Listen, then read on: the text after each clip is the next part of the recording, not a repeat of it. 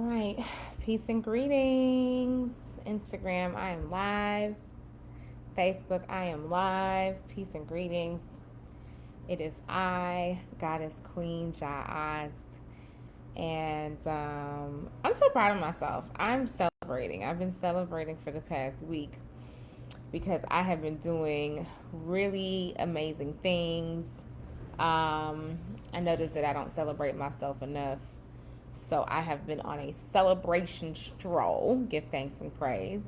For all of you who are watching on the replay, hey boo hey, make sure you subscribe, make sure you like, make sure you share the video, make sure you tag your friends. If you're watching right now, tag your friend, put your friend's name in the comment. Like, we're gonna be having a discussion. Don't you want your friends to participate? Give thanks and praise. All right, so today I'm talking about a subject that might seem a little sensitive. Okay, so I'm already giving notice. Don't get your panties up in a wad. Don't get your britches up in a wad. I don't have much time today because I have another workshop coming up in about 30 minutes. So I'm only going to take 30 minutes to go over this topic. But this topic is for all of my people who are healers. So if you are a healer, if you are a spiritual leader, if you are somebody that people look up to and say, wow, this person has come this far and they can help me with X, Y, and Z, and this is an important person to guide me through a particular process, then I am speaking to you. And what I have to say to you is very, very simple. If you are a healer, listen up, come a little closer, all right? I'm bringing the ears a little closer, okay? We don't have time for you to be burned out. I said it. Get bad, nuck if you buck, throw them bows, do whatever you need to do. We do not have time for our healers to be burnt out. So I want you to identify what exactly I mean when I say healer.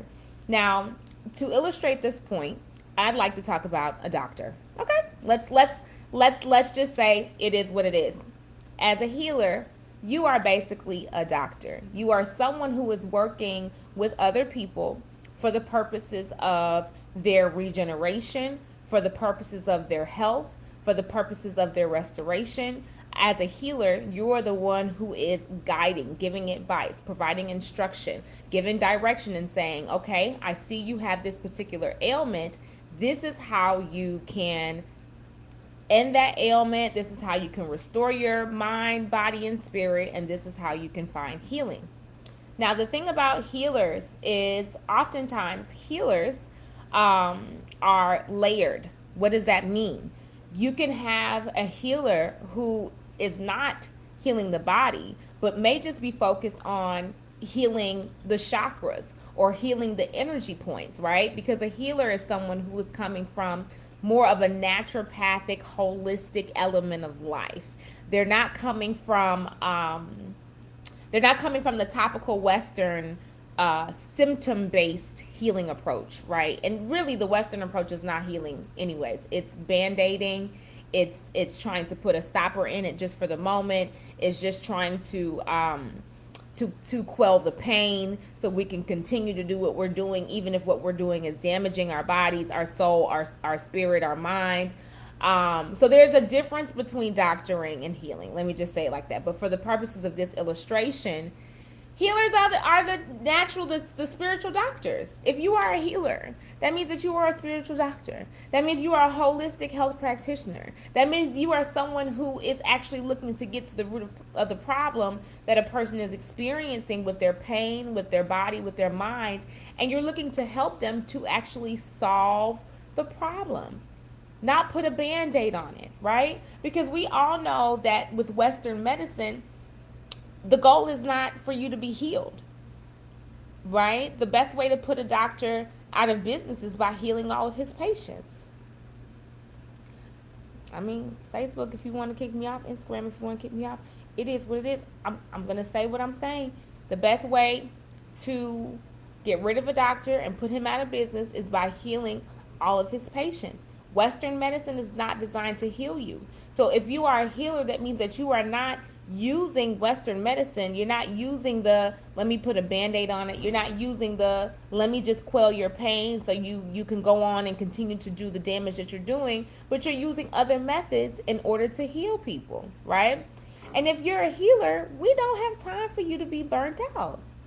Let me just say it for the people in the back.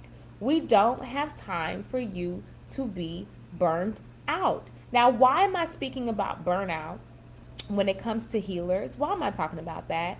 I saw a meme, and this meme is pretty popular. You've probably seen it as well. And the meme simply says something like, closed for spiritual maintenance, right? It's just someone saying that right now I'm not going to be making any posts. I'm not going to be sharing any content. I'm not going to be going live. I'm not going to be here with you all because right now I'm closed for spiritual maintenance. And upon further inquiry, when I reached out to that particular healer, what I learned is that that person is burnt out. And the question is, why are you burnt out? Why are you burnt out? Let me tell you why you're burnt out. You're burnt out because you have not mastered the art of balance. If you are a healer that is burnt out, the reason that you are burnt out is because you have not mastered the art of spiritual balance. What does spiritual balance mean? Can you illustrate that for us, Goddess Queen Ja? Why, absolutely. I would be happy to illustrate that for you. So spiritual balance is when, and this is how I articulate it, is when you can be on the phone and be speaking to someone on the phone and providing guidance and direction and giving advice, but you can also be charging the phone at the same time.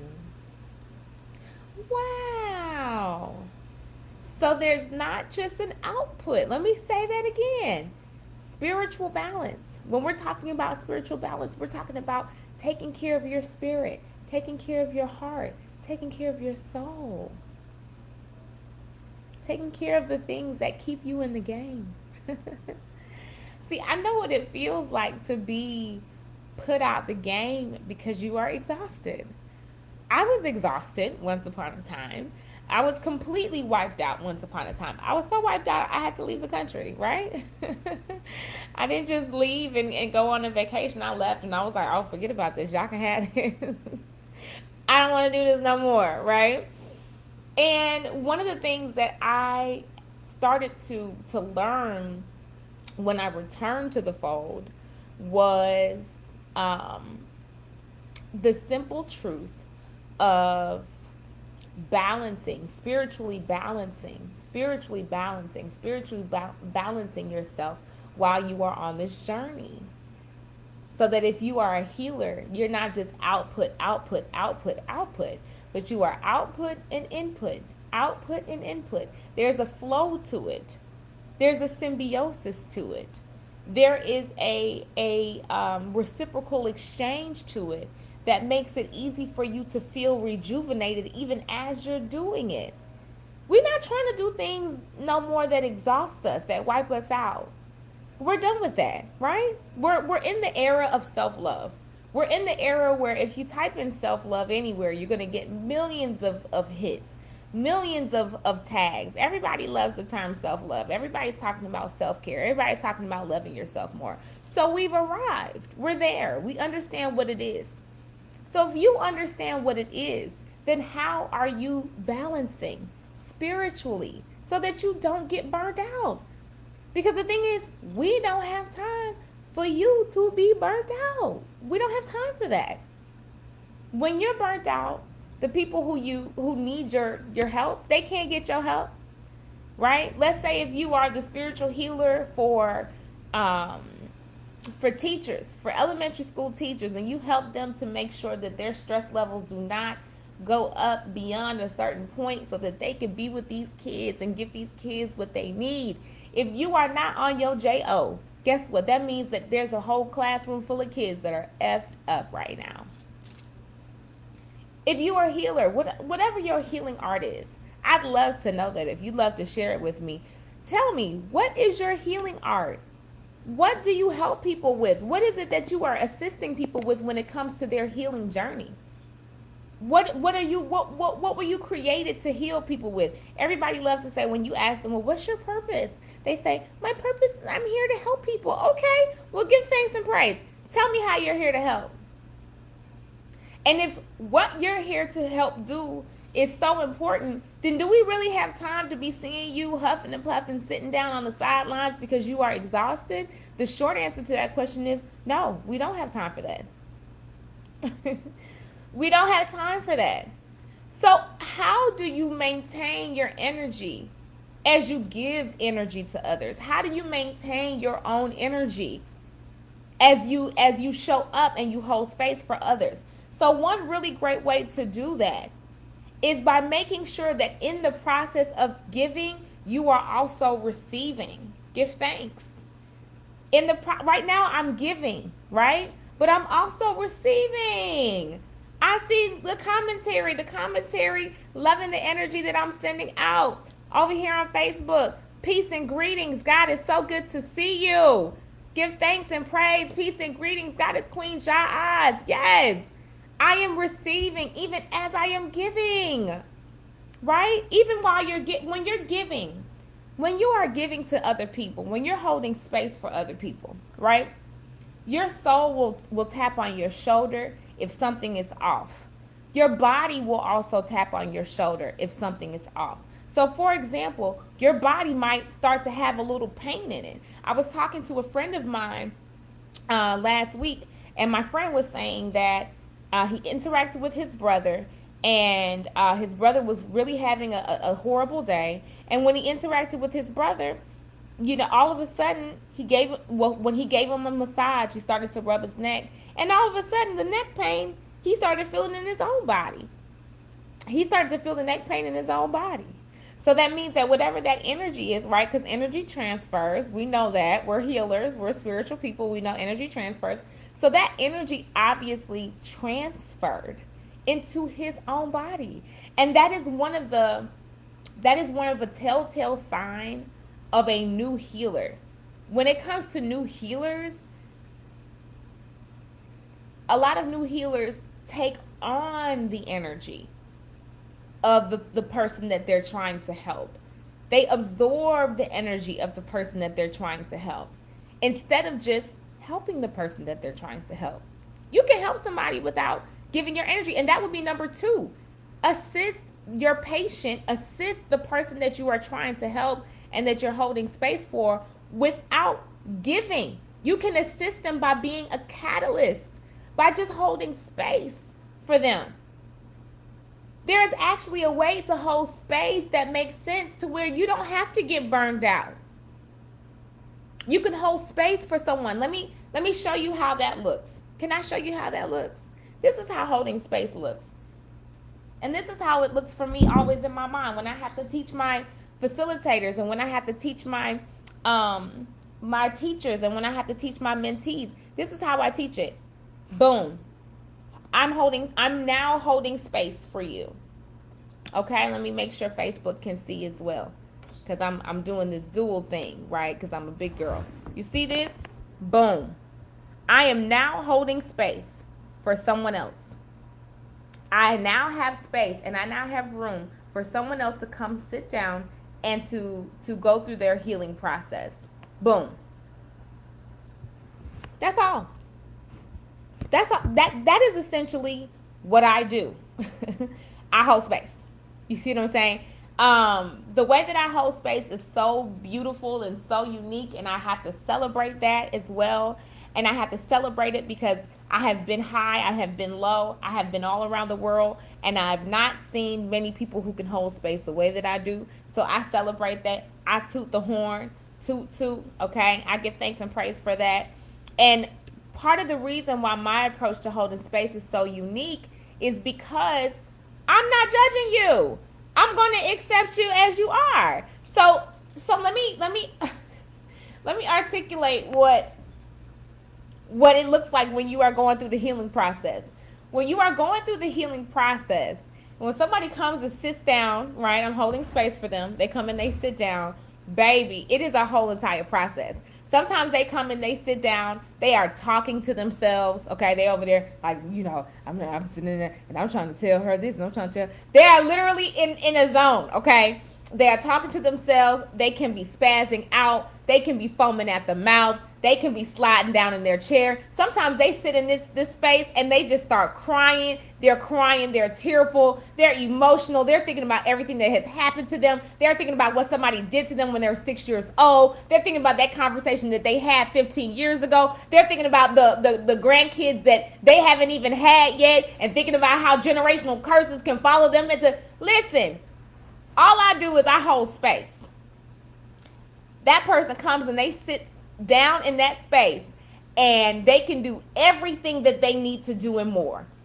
They can do everything. They can go through every single wave of emotion that they need to and more. And you know what I'm going to do? I'm going to sit here and I'm going to be right next to them by their side as they are going through the process. Because like the high school teacher tells you, baby, I already got my degree. I already got my degree. I already went through my process. I already done sat down. I already done cried. I already done had snot streaming down my eyes. I've already been through it. There is nothing that anybody can tell me about their spiritual journey that I would be shocked and surprised by, because I have already been through it. I have already been through it. So my role now is just to hold space. And holding space looks very different from picking up someone's garbage and putting it in your lap. That's not the point. The point is not for you to try and do it for them. As a healer, you are a catalyst. Like the saying goes, you can bring a horse to water, but you cannot make that horse drink. Okay? So the message, and it's a really short one, it's a really sweet one. If you are a healer, we don't have time for you to be burnt out. The first way that you keep yourself from being burnt out is by scheduling your sit downs in between the healing process. Just because you are holding space for someone doesn't mean you can't get up and go to the bathroom. It doesn't mean you don't get to get up and go get a glass of water. If you need napkins for yourself, baby, you are free to get up and go get napkins for yourself. Take care of yourself while you are taking care of other people. Take care of yourself before you are taking care of other people. There's a difference between someone who is a true healer, an OG, a veteran like myself, and someone who is new to this, who is trying to take on the load for someone else. You can't do anybody's healing work for them.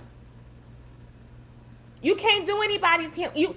Unfortunately, fortunately, whatever you want to call it, you cannot do anybody's healing work for them. You just can't. You cannot. I had to learn that the hard way. It wasn't an easy lesson. At once upon a time, I had partners who were not willing to step up and do their part when it came to healing. And you know what? Everybody suffered as a result. I can't do your healing work for you. I can't do your generational work for you. I can't do your ego work for you. And part of your role as a healer is knowing that. If you're truly who you say you are, if you have the gifts that you say you have, then you'll honor those gifts by honoring yourself and taking care of yourself first. I said this at the beginning of my career. I used to say, once you know what your purpose is, then you won't be out here trying to trick off on your energy and trick off on your time, because you'll know that you're too valuable for that. So number 2, hold space.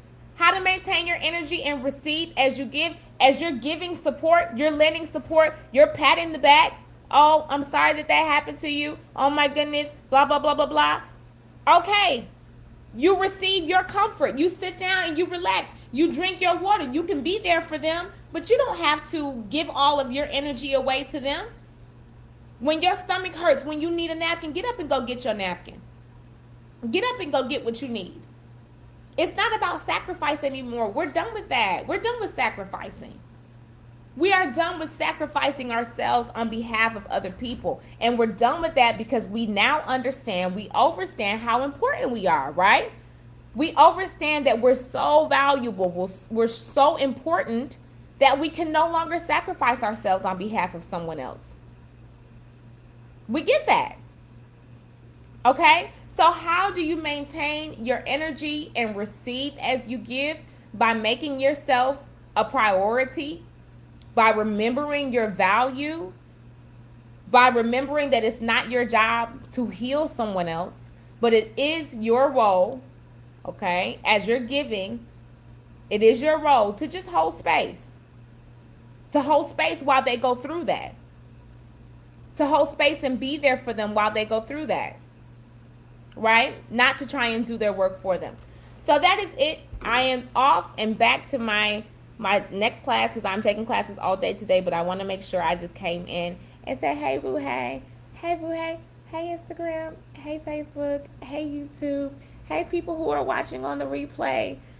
Make sure you like my page. Make sure you share my page. Make sure you tell a friend about my page. And make sure you download my book. My goodness, Goddess Awakening. It's lit. Like, that book is lit. Have you not seen the reviews? I've been posting the reviews all over the place. You've seen the reviews. You know you need it, but not only do you need it, you need to write a testimonial on it after you go and read the book. I would suggest buying it on Audible. That way you can listen to it. Yeah, absolutely. So thanks so much. Love you. All right, YouTube. I love you so much. I'm trying to shorten my videos a little bit, just in between the time that I am just doing everything. Today is a really long conference day, and so I'm going to be in conferences all day. But I always love you. I love you, Facebook. I love you. I love you. I love you. I love you, Goddess Ebony. Thank you for always showing up. Thank you for always engaging and sharing, and all of the rest of you who engage, who share, who like, who comment. Oh, I give thanks for you. I can't wait to see you again. I'll probably be on here again tomorrow, but I just wanted to talk about this particular subject today. Give thanks and praise. Blessings.